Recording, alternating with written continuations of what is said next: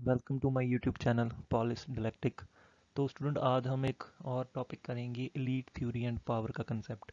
Elite theory से UGC NET में काफ़ी ज़्यादा क्वेश्चन बन जाते हैं, जैसे कि इनके थिंकरों के रिलेटेड बन जाते हैं और थिंकरों ने कौन कौन सी थ्योरीज दी हैं और कौन कौन सी बुक्स लिखी हैं उनके बारे में आ जाता है। लेकिन एलीट थ्योरी को समझने से पहले हमें पावर का कंसेप्ट समझना होगा कि पावर क्या है। पावर के काफ़ी ज़्यादा मायने हो सकते हैं, अलग अलग डोमेन में अलग अलग तरीके से पावर को यूज़ किया जाता है। जब हम बात करते हैं पॉलिटिकल साइंस में, तो पॉलिटिकल साइंस में पावर के अलग तरीके से मायने हैं। जैसे कि जब हम इकोनॉमिक्स में बात करते हैं तो वहाँ पे पावर का कंसेप्ट मनी से रिलेट किया जाता है, ठीक है, रेवेन्यू से रिलेट किया जाता है। लेकिन जैसे ही पबेड में बात करते हैं तो वहाँ पे हरारकी के लेवल पे डिनोट किया जाता है पावर को, जिसके जो टॉप में हरारकी में होगा उसके पास ज़्यादा पावर होगी और उसके नीचे जो उसके सबॉर्डिनेट होंगे उनके पास कम पावर होगी। इसी तरीके से जब हम पावर को पॉलिटिकल साइंस में देखते हैं तो पावर को हम गवर्नमेंट से, रूलिंग पार्टी से रिलेट करते हैं, क्योंकि जब भी हम इलेक्शन देखते हैं तो इलेक्शन में वो चीज़ हम देखते हैं कि जब भी कोई पॉलिटिकल पार्टी पावर में आ जाती है तो उसे सिस्टम को रन करने की अथॉरिटी मिल जाती है। तो अथॉरिटी का पावर से क्या लेना देना है, ठीक है, वो सारी बातें हम इस वीडियो लेक्चर में देखेंगे। और इस वीडियो लेक्चर की आपको फ्री में पीडीएफ हमारे टेलीग्राम चैनल पे पॉलिसी इलेक्ट्रिक में मिल जाएगी।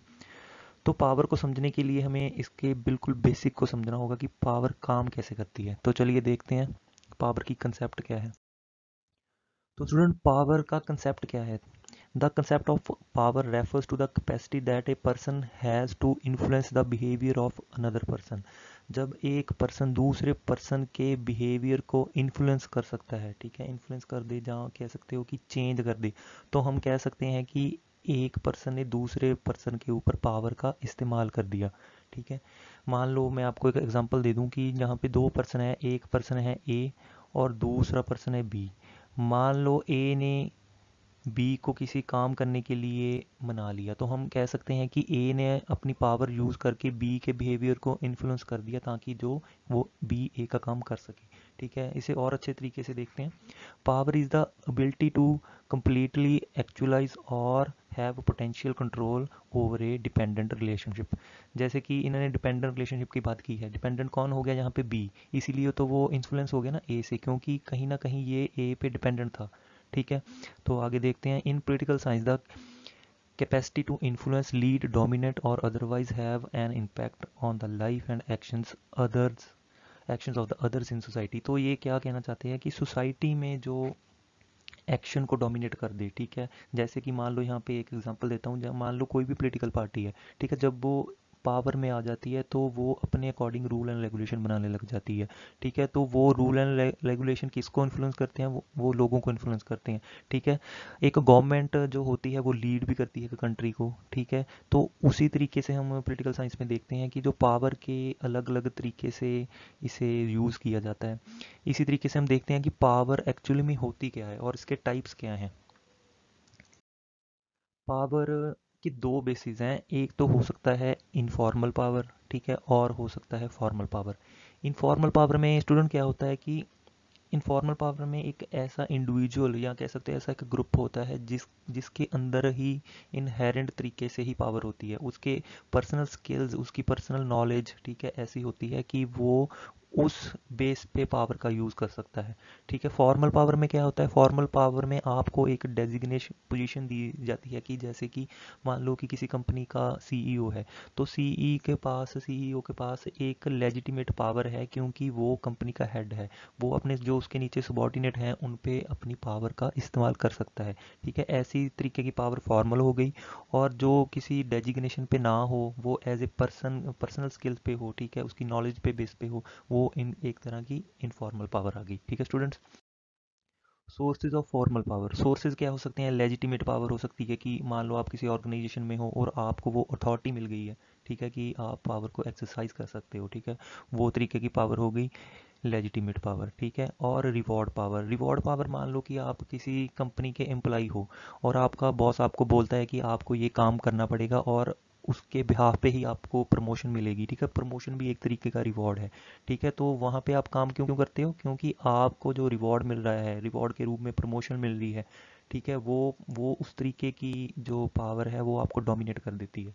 ठीक है। कोर्सिव पावर को स्टूडेंट हम एक तरीके की नेगेटिव पावर के रूप में देख सकते हैं, क्योंकि कोर्सिव पावर में होता है कि आप ज़बरदस्ती पावर का आपके ऊपर यूज़ हो रहा है। ठीक है, आपको किसी चीज़ के तरीके से डराया जा रहा है। ठीक है, मान लो आपने कोई काम नहीं किया तो आपको कंपनी से निकलने का डर है, उस तरीके की पावर को एक्सरसाइज करना कोर्सिव पावर में आ जाता है। ठीक है। इनफॉर्मल पावर को हम देख सकते हैं कि जैसे ये पहला पॉइंट है एक्सपर्ट पावर। एक्सपर्ट पावर वो होता है कि मान लो किसी बंदे के पास इतनी ज़्यादा नॉलेज है, उसका सब्जेक्ट फील्ड इतना ज़्यादा अच्छा है कि आप उससे compete नहीं कर सकते। तभी हम बोलते हैं ना भी कुछ ऐसे एक्सपर्ट होते हैं जिनको हम रेफ़र करते हैं कि अगर ये चीज़ आपको कुछ भी समझना है या कुछ भी पूछना है तो हम किसी एक्सपर्ट से राय लेते हैं। उस तरीके की पावर को हम एक्सपर्ट पावर बोल सकते हैं। ठीक है, क्योंकि उनके पास ऐसी एबिलिटीज़ होती हैं जो नॉर्मल लोगों के पास नहीं हो सकती। ठीक है, मान लो किसी ने मास्टर्स की हुई है तो वो एक्सपर्ट हो जाएगा एज़ कम्पेयर टू अगर किसी ने ग्रेजुएशन की हुई है। लेकिन वहाँ पर बात करें, अगर किसी मास्टर लेवल के स्टूडेंट को हम पीएचडी लेवल के स्टूडेंट पे देखेंगे तो पीएचडी वाला ज़्यादा एक्सपर्ट होगा as compare to master level student. ठीक है, तो ये भी एक तरह की एक्सपर्ट पावर के दायरे में आ गई। रेफरेंट पावर एक तरह की ऐसी पावर है जो कि एक लीडर यूज़ करता है। मान लो कि अगर चार बंदे हैं, चार बंदों ने अपना एक लीडर चुन लिया कि जैसे हमारा लीडर हेड बोलेगा हम उसी तरीके से काम करेंगे, तो वैसी वाली जो पावर है वो रेफरेंट पावर में आ गई, क्योंकि आप उसकी स्किल्स के बदौलत आप उसको लीड करने का मौका दे रहे हो। ठीक है, वो आपने उसे रेफरेंट कर दिया कि आप हमारे से सुपीरियर हो। ठीक है। क्रिज्मेटिक पावर को आप ऐसे रिलेट कर सकते हो जैसे कि मैक्स वेबर ने भी कहा है कि जो जैसे कि जीसस क्राइस्ट थे, लोग मानते हैं कि वो उन्होंने एक ऐसा क्रिज्मा है जो आम लोगों के पास नहीं है। उनमें कुछ ऐसी सुपर पावर्स हैं जो नॉर्मल लोगों में नहीं है। अगर ऐसी तरीके से आप किसी से इन्फ्लुएंस हो जाते हो तो वो क्रिज्मेटिक पावर में काउंट होगा। और पावर को यूज़ करने के भी कुछ टैक्टिक्स होते हैं। ठीक है, टैक्टिक्स से मेरा मतलब है कि आप किस किस बेसिस पे आप पावर का इस्तेमाल कर सकते हो। ठीक है, जैसे कि सबसे पहले है रैशनल परसुएशन। ठीक है, कोई व्यक्ति, कोई इंस्टीट्यूशन, कोई ऐसा लॉजिक, ठीक है, ऐसे रीजंस प्रोवाइड कर दे कि आप उसे नकार नहीं सकते, आप उसे गलत नहीं साबित कर सकते। ठीक है, उस बेसिस पे आप उसकी पावर के अंडर हो जाते हो। ऐसी वाली पावर होगी रैशनल परसुएशन। इंस्पिरेशनल अपील में ऐसा होता है कि मान लो आपने कोई मूवी देखी, आप उससे मूवी से मोटिवेट हो गए। मूवी से मोटिवेट हो के आप चाहोगे कि हम भी ऐसा बन सके। जैसे कि कोई मूवी देख के कई बार ऐसा होता है ना, यार वो बंदा ऐसे कर सकता है, मैं क्यों नहीं कर सकता। ठीक है, आप इमोशनली सपोर्ट करने लग जाते हो। ठीक है, वैसी तरह की जो पावर का इस्तेमाल होता है वो इंस्पिरेशनल होता है, क्योंकि आप इंस्पायर होके भी पावर के अंदर ही आ जाते हो। ठीक है। कंसल्टेशन में जैसे आप बोल सकते हैं कि जो पॉलिटिकल पार्टीज़ हैं, ठीक है, डिफरेंट डिफरेंट पॉलिटिकल पार्टीज़ हैं, वो आपको कंसल्ट करती हैं कि अगर हम पावर में आ गए तो हम सिस्टम में ये चेंज कर देंगे। ठीक है, हम नई पॉलिसी लेके आएंगे। ठीक है, हम ऐसा कर देंगे। वो आपको कंसल्ट करते हैं। कंसल्ट क्या करते हैं, वैसे तो वो अपने मुद्दे रख रहे होते हैं कि हमने कौन कौन से काम करेंगे, हम ये करेंगे, हम वो करेंगे, लेकिन ये भी एक पावर एक्सरसाइज करने का ही तरीका है। ठीक है। इनग्रेशिएशन में ऐसा होता है कि जब आपको लगे कि आपके नेचर में चेंज आने लग गया है किसी की बदौलत। ठीक है, किसी अदर पर्सन की उसका मूड देख के ला लो। ठीक है, या उसके इमोशनली आप उसे रिलेट कर जाते हो, तो वैसे वाली जो पावर का डोमेन है वो इनग्रेशिएशन है। ठीक है, तो पर्सनल अपील में हम कह सकते हैं कि जैसे मान लो कि आप किसी पर्सन को फर्स्ट टाइम मिले हो। ठीक है, लेकिन फर्स्ट टाइम मिलके ही आपको लगने लगा कि यार ये बंदा काफ़ी अच्छा है। ठीक है, आप उसकी मतलब फर्स्ट अपीयरेंस ही ऐसी होती है कि नहीं यार, मैं तो उससे पहले भी मिला हूँ। ठीक है, आप उसकी पर्सनल अपील से अट्रैक्ट हो जाते हो। तो वो वाला एक टैक्टिक भी पावर एक्सरसाइज करने का ही एक मीडियम है। एक्सचेंज में क्या होता है बेसिकली कि मान लो अगर आपके पास कोई प्रॉपर्टी है जिसकी वैल्यू मान लो 1 लाख रुपया है, लेकिन बदले में आपको उसी प्रॉपर्टी का 2 लाख मिल रहा हो। ठीक है, तो आप 2 लाख वाले को फेवर करोगे कि नहीं, मुझे 2 लाख वाले को ही ये प्रॉपर्टी सेल करनी है। ठीक है, आपकी प्रॉपर्टी के एक्सचेंज में उसने आपको कुछ मनी दी। ठीक है, वो मनी ज़्यादा थी आपकी प्रॉपर्टी की वैल्यू से, एक्सचेंज में ज़्यादा मिल रहा है आपको, तो उस तरह की पावर को हम एक्सचेंज पावर कह सकते हैं, या कह लो कि पावर का ये भी एक टैक्टिक्स है। ठीक है, तो चलिए कोलिशन टैक्टिक्स में क्या होता है कि जैसे कि मान लो इसका सबसे बड़ी एग्जांपल होगा कि मान लो जैसे कि एनडीए की गवर्नमेंट है या यूपीए की गवर्नमेंट है इंडिया में। ठीक है, तो एक सिंगल पॉलिटिकल पार्टी को मेजॉरिटी नहीं मिली। तो जब सिंगल पॉलिटिकल पार्टी को मेजॉरिटी नहीं मिली तो उन्होंने डिफरेंट डिफरेंट पॉलिटिकल पार्टीज़ के साथ कोalition कर लिया और अपने आप को स्ट्रॉन्ग कर लिया। जब कुछ स्ट्रॉन्ग हो जाती है तो ऑब्वियसली वो पावर को एक्सरसाइज करने के लिए सक्षम हो जाती है। ठीक है, प्रेशर प्रेशर के ज़रिए भी आप किसी के दबाव डाल के भी आप उससे काम ले लेते हो। ठीक है, मान लो इसमें भी कुछ कुछ डर वाली फीलिंग होती है, क्योंकि आपको प्रेशर के अंडर रह के तभी काम करते हो जब आपको किसी चीज़ का डर हो। ठीक है, आप इंडिपेंडेंट ना हो। ठीक है, ये भी एक टैक्टिक हो गया। ठीक है, लेजिटिमेटिंग टैक्टिक, ये भी एक तरह का, जैसे कि मैंने बोला ना, जब आपको एक तरह की अथॉरिटी मिल जाती है कि हाँ आपके पास ये राइट है करने का, आपको ये डेजिग्नेट किया हुआ है कि आप अपनी पावर को यूज़ कर सकते हो। ठीक है, और पॉलिसीज़ वगैरह बना सकते हो, जैसे कि मैंने पीछे आपको कंपनी की एग्जांपल दी। ठीक है, तो ये सारा जो अभी तक हमने पढ़ा कंसेप्ट, ये पावर का एक कोर आइडिया था, पावर कैसे काम करती है। ठीक है, फॉर्मल इनफॉर्मल पावर में क्या डिफरेंस है। लेकिन जब हम बात करते हैं पॉलिटिकल साइंस में तो यहाँ पे इसके मायने डिफरेंट हो जाते हैं। डिफरेंट क्यों हो जाते हैं? क्योंकि यहाँ पे आके हम गवर्नमेंट की पावर के बारे में भी जानते हैं, सोसाइटी की पावर के बारे में भी जानते हैं, और जैसे कि फूको का एक कंसेप्ट है पावर एज ए नॉलेज, ठीक है, उसके बारे में भी जानते हैं। और इसी थ्योरी के जो इसका मॉडर्न वर्जन है, ठीक है, वो इलाइट थ्योरी में जाके कन्वर्ट होता है। तो ये सारी बातें हम पॉलिटिकल साइंस के दायरे में रह के ही जानते हैं। तो चलिए समझते हैं आगे क्या है।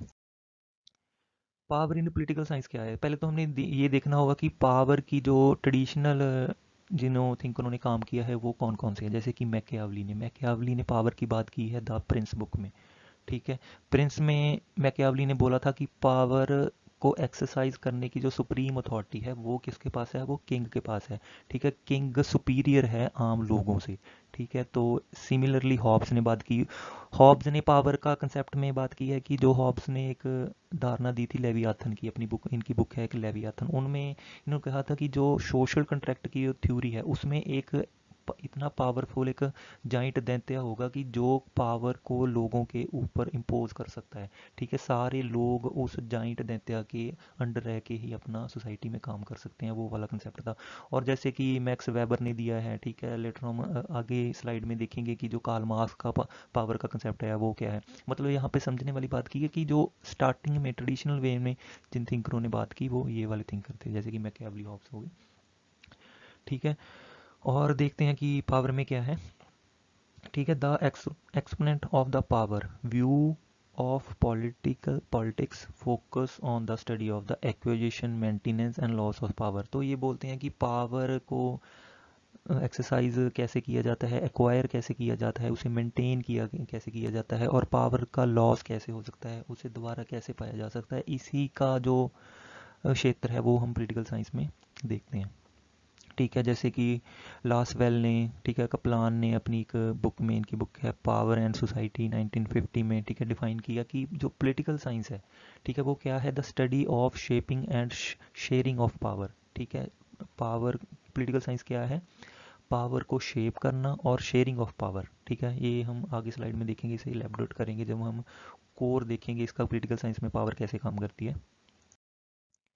ठीक है, तो अभी कुछ फेमस डेफिनेशन है पावर की, जैसे कि मैक्स वेबर ने दी है, politics is the struggle for power और the influencing of those in power and embraces the struggle between states as well as between organised group within the state.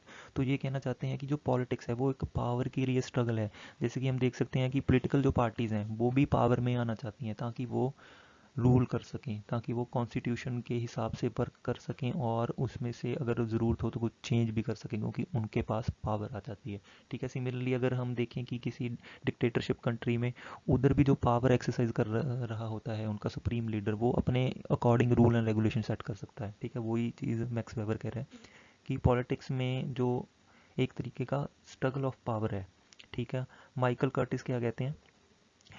Politics is organized dispute about power and its use, involving choice among competing values, ideas, person, interest and demand। तो ये बोलते हैं कि जो power है politics में, जो politics में पावर है वो अलग अलग तरह की वैल्यूज़, आइडियाज़ और पर्सन के इंटरेस्ट एंड डिमांड्स को, ठीक है, ऑर्गेनाइज करता है। ठीक है, कि इनमें से क्या क्या इनका आपस में डिस्प्यूट है। ठीक है, उसके बेसिस पे पावर को ये डिफाइन करते हैं। ठीक है, आगे हम देखते हैं रसल क्या कहते हैं। ठीक है, इनकी बुक है power a new social analysis. ठीक है, ये कब आई थी? 1938 में। स्टूडेंट ये जो इनकी बुक्स हैं ना किसी भी थिंकर की, जो मैंने यहाँ पे मेंशन की है, ये आप अलग से नोट कर लेना जहाँ पे आप नोट्स बना रहे हो, क्योंकि जब बाद में आप अपने नोट्स को रेफ़र करोगे ना तो आपके लिए काफ़ी ईजी हो जाएगा इसे समझना। तो देखते हैं रसल क्या कहते हैं। The production of intended effects, in other words power denotes the ability of a person to fulfil his desires और टू अचीव हिज ऑब्जेक्टिव। ठीक है, ये क्या कहना चाहते हैं कि आप अपने सेल्फ कंट्रोल कर सकते हो कि हाँ, अगर आपको कोई चीज़ चाहिए तो आप उसे इतनी पावर रखते हो, आप अपने आप में इतना कंट्रोल रखते हो, सेल्फ कंट्रोल रखते हो कि आप उस चीज़ को पूरा कर लो। ठीक है, अपने ऑब्जेक्टिव को पा लो। ठीक है, इसी तरीके से पावर को ये डिफाइन करते हैं। ठीक है, अभी हम देखते हैं कि अथॉरिटी और पावर का आपस में क्या रिश्ता है। ठीक है, जब मैंने स्टार्टिंग में बात की थी, जो पावर है, पावर जब देखा जाए तो पावर एक तरीके से अथॉरिटी के डायरेक्टली लिंक्ड है। ठीक है, अगर किसी के पास अथॉरिटी है तो हम कह सकते हैं कि उसके पास पावर है उस काम को करने के लिए। ठीक है, एक जैसे कि एक इंस्टीट्यूशन में ऑथोराइज पर्सन होते हैं, तो ऑथोराइज पर्सन ही पावर का यूज़ करते हैं। ठीक है, इसे और अच्छे से हम देखते हैं कि जब आप लेजिटिमेसी का आपको मीनिंग अच्छे से पता चल जाएगा। लेजिटिमेसी ऑफ एन एक्ट और arrangement implies that the member of society treat that arrangement as beneficial to society as well as to themselves। ठीक है, लेजिटिमेटी एक ऐसे तरीके का सिस्टम है, लेजिटिमेटी एक ऐसा सिस्टम है बेसिकली, जो आप कह सकते हो कि आपको एक अथॉरिटी मिल गई। अथॉरिटी किसकी मिल गई कि आपको एक डेजिग्नेशन सौंप दिया। ठीक है, टू सर्व सोसाइटी। सोसाइटी को तो आप सर्व कर ही रहे हो और साथ में आपके कुछ सेल्फ इंटरेस्ट भी होंगे जिनको आप फुलफिल करोगे। ठीक है, पावर में involve the use of force. ठीक है, पावर में फोर्स का भी इस्तेमाल हो सकता है। ठीक है, बट सर्विस और compliance of others will be obtained when they regard the command as right, good और beneficial। ठीक है, आप फोर्स का भी इस्तेमाल कर सकते हो, लेकिन आपको राइट, ठीक है, और गुड का, बेनिफिशियल, इसमें क्या कुछ हो रहा है उस चीज़ का भी ध्यान रखना होगा। जैसे कि यहाँ पे एक कोट है, you can go a long way with a smile, you can go a lot further with a smile and a gun.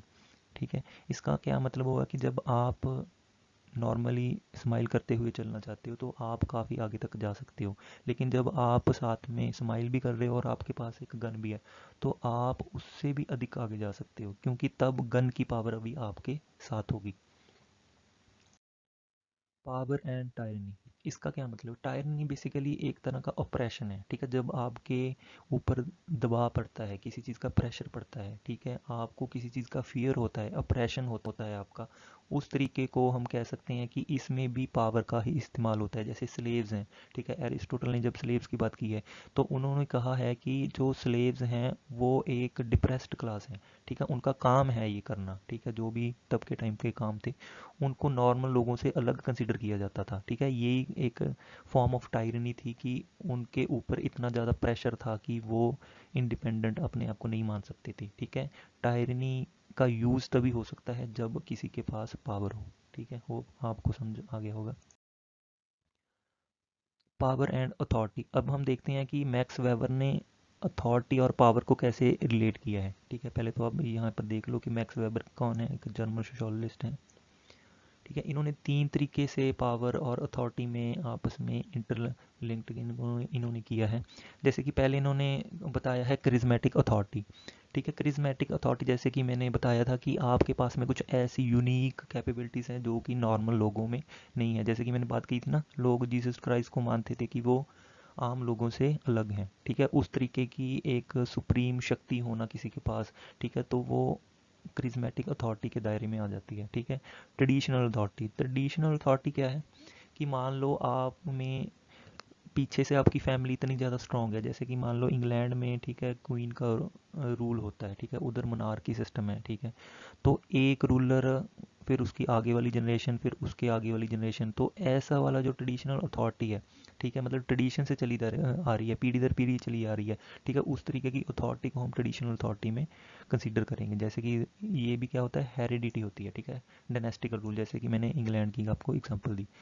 Legal rational authority, legal rational authority में स्टूडेंट आता है कि जैसे कि आपको कुछ लीगली पावर मिल मिल गई, ठीक है, वो कैसे मिल सकती है? आप मेरिट बेस्ड सिलेक्शन ले सकते हो, ठीक है, compete करके जाते हो, जैसे कि कोई गवर्नमेंट का एग्ज़ाम होता है, ठीक है, आप उसे क्वालिफाई करते हो, आप मेरिट बेस पे सिलेक्ट होते हो, आपकी प्रमोशन हो गई, ठीक है, पहले आप नीचे वाले लेवल में थे, फिर वो हायर लेवल पे चले गए, तो आपकी पावर इंक्रीज हो गई। इलेक्शन से हो सकती है, ठीक है, जैसे कि पोलिटिकल पार्टीज पावर को गेन करती हैं, ठीक है, नॉमिनेशन से हो सकता है, ठीक है, आपको कोई नॉमिनेट कर दे कि वो पर्सन को हमें पावर में हेड बनाना है, या वो पर्सन को ही हमें, ठीक है, लीगली हमें किसी पर्सन को नॉमिनेट करना है, तो उसी तरीके की जो लीगल रैशनल अथॉरिटी है वो पावर के डोमेन में आ जाती है। ठीक है, अभी हम देखते हैं डिफरेंट फॉर्म्स ऑफ पावर। ठीक है, पावर बेसिकली इसकी तीन फॉर्म्स हैं, एक तो पॉलिटिकल पावर होगी, एक इकोनॉमिक पावर होगी, और एक आइडियोलॉजिकल पावर होगी। ठीक है, पॉलिटिकल पावर में क्या होता है कि जहाँ पे हम बात करते हैं गवर्नमेंट की, पार्टीज़ की, ठीक है, जो जो चीज़ पॉलिटिकल सिस्टम में इन्वॉल्व है, पूरे के सिस्टम में, ठीक है, हम देखते हैं उस तरीके की जो पावर है, ठीक है, उसे हम पॉलिटिकल पावर बोलते हैं। ठीक है, जैसे कि आप यहाँ पे देख सकते हो, the concept of political power is a key concept in the study of politics. For if politics is the resolution of conflict, the distribution of power within a political community determines how the conflict is to be resolved and whether the resolution is to be effectively observed by all parties। तो इसका basically मायने यही है कि जो political system में, ठीक है, पावर को लेके कन्फ्लिक्ट वगैरह चलते रहते हैं, ठीक है, वो पॉलिटिकल कम्युनिटी में हो सकते हैं। ठीक है, पॉलिटिकल कम्युनिटी काफ़ी एक बड़ा सब्जेक्ट आ जाता है जहाँ पे pressure groups and political parties, ठीक है, गवर्नमेंट, ठीक है, जुडिशरी सारे आ जाते हैं, इवन वोटर्स भी आ जाते हैं, क्योंकि एक तरीके से हम भी तो पार्टिसिपेट कर ही रहे हैं पॉलिटिकल सिस्टम में। ठीक है, ये डेफिनेशन किसने दी? अलान बेल ने दी। ठीक है, इनकी बुक थी मॉडर्न पॉलिटिक्स एंड गवर्नमेंट, ठीक है, 1988 में आई। इकोनॉमिक पावर में हम बोल सकते हैं कि जिसके पास ज़्यादा पैसा है, जिसके पास इकोनॉमिक पावर ज़्यादा है, ठीक है, उसके पास, ठीक है, रूल करने का, ठीक है, सिस्टम को अपने अकॉर्डिंग मॉडिफाई करने का भी ज़्यादा पावर होती है। ठीक है, जैसे कि मान लो कोई लैंडलॉर्ड्स हैं जिसके पास ज़्यादा प्रॉपर्टी है, ठीक है, इंडस्ट्री है, ठीक है, बड़े बड़े इंडस्ट्रियलिस्ट हैं, ठीक है, जैसे इंडिया के केस में अंबानी अंडानी हो गए। ठीक है, ये सारे एक तरीके की पॉलिटिकल पावर तो यूज़ कर ही रहे हैं, लेकिन किसकी बदौलत कर रहे हैं? वो कर रहे हैं इकोनॉमिक पावर की, क्योंकि वो डायरेक्टली तो इलेक्शन में नहीं उतरते, वो बस इलेक्शन में पैसा लगाते हैं। ठीक है, ऐसे वाली पावर को हम बोलते हैं इकोनॉमिक पावर। आइडियोलॉजिकल पावर को एक ऐसे तरीके से समझा जा सकता है कि मान लो कि आप किसी के आइडिया से इन्फ्लुएंस हो जाओ। ठीक है, मान लो गांधी जी ने नॉन वायलेंस का, ठीक है, थ्योरी प्रिंसिपल दिया है, तो आप उनकी वो वाली आइडियोलॉजी से प्रभावित हो जाओ कि हाँ, जो गांधी जी ने कहा था वो एकदम सही था। उस तरीके की जो आइडियोलॉजी है, जैसे कि मार्क्सिज्म है, ठीक है, उन्होंने क्लास स्ट्रगल के बारे में बताया, उस तरीके की जो आइडियोलॉजी से आप इन्फ्लुएंस हो जाते हो, तो वो आइडियोलॉजिकल पावर में कंसिडर हो जाता है। तो देखते हैं नेक्स्ट क्या है, इसके डिफरेंस पर्सपेक्टिव क्या है। तो स्टूडेंट पहले हम देखते हैं द स्ट्रक्चर ऑफ पावर, ये क्या है। तो इसका मायने है the traditional approach will recognise a three fold division of power of a government. Government में कौन कौन से इंस्टीट्यूशन आ जाते हैं, जैसे कि लेजिस्लेटिव, एग्जीक्यूटिव, जुडिशियरी। ठीक है, तो इसी तरीके से हम देखते हैं कि जो ये स्ट्रक्चर है, ठीक है, जो ये तीन पिलर हैं, लेजिस्लेटिव, एग्जीक्यूटिव, जुडिशियरी, ठीक है, हम इनको एक फॉर्मल स्ट्रक्चर मानते हैं, क्योंकि इनके बिहाफ पे ही रूल एंड रेगुलेशन बनते हैं। ठीक है, ट्रेडिशनली पावर का कंसेप्ट इस तरीके से रन करता है। ठीक है, लेकिन आगे जाके हम देखते हैं कि we are no longer satisfied by learning as to who rules a country according to its constitution. ठीक है, हम ये नहीं देखते कि कंट्री को कौन रूल कर रहा है कॉन्स्टिट्यूशन के बिहाफ पे। We want to know and identify the categories of people who actually wield power, although the constitution guarantees equality of status and opportunity। तो ये इनके क्या मायने हैं बेसिकली, ये कहते हैं हमें इस चीज़ से नहीं कोई परवाह कि कॉन्स्टिट्यूशन के अकॉर्डिंग कौन असल में पावर को एक्सरसाइज कर रहा है। ठीक है, ये कहते हैं कि हमें ये पता होना चाहिए कि जो पावर है उसका ओरिजिन, पावर को यूज़ करने वाला असल में कौन है। ठीक है, ये बोलते हैं कि कॉन्स्टिट्यूशन उसको कौन एक्सरसाइज कर रहा है, कौन सी इंस्टीट्यूशन एक्सरसाइज कर रही है वो नहीं हमें पता, लेकिन एक्चुअली में कौन उसे यूज़ कर रहा है, कौन उसे सिस्टम को चला रहा है। जैसे कि मान लो इंडिया के केस में हमारे पास भी जुडिशियली एग्जीक्यूटिव लेजिस्लेचर है, लेकिन इसको डोमिनेट कौन कर रहा है, डोमिनेट कर रहे हैं पॉलिटिकल लीडर्स। ठीक है, तो ये वही सेंस में बात कर रही है कि एक्चुअली स्ट्रक्चर क्या है पॉलिटिक्स में। ठीक है, आगे देखते हैं कि political power in a country, political power in a country is always rooted in its socio-economic and ideological structure। ठीक है, आइडियोलॉजिकल स्ट्रक्चर में पावर होती है पॉलिटिकल पावर असल में। Therefore essential to discover the real sources and centre of power in society in order to understand its politics. तो हमें देखना होगा कि सोसाइटी में असल में पॉलिटिक्स वर्क कैसे कर रही है। ठीक है, और पॉलिटिक्स में पावर का यूज़ कैसे हो रहा है, वो चीज़ हमें देखनी है। आगे है conventional view of power. Conventional view of power is largely concerned with the status of A dominate person of A group. Conventional power बोलती है कि जैसे कि हमने देखा कि पहले मैकियावली के टाइम में क्या था कि किंग सुप्रीम था। ठीक है, तो किंग ही सारी पावर को यूज़ करता करता था, वो ही अपने according rule and regulation set करता था, पॉलिसीज बनाता था। ठीक है, वो वाला जो व्यू है वो कन्वेंशनल व्यू में कंसिडर होता है। जेंडर पर्सपेक्टिव, जेंडर पर्सपेक्टिव में हम देखते हैं कि जो फीमेल्स हैं, ठीक है, वो बोलती हैं कि हम सबॉर्डिनेट हैं किसके, मेल्स के।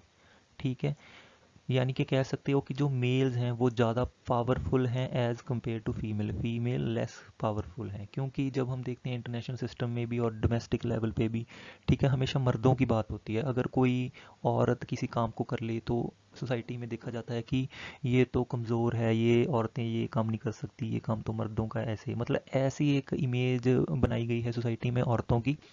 वही बात जेंडर पर्सपेक्टिव ऑफ पावर करता है कि ऑलवेज मेल डोमिनेट सोसाइटी है। ठीक है,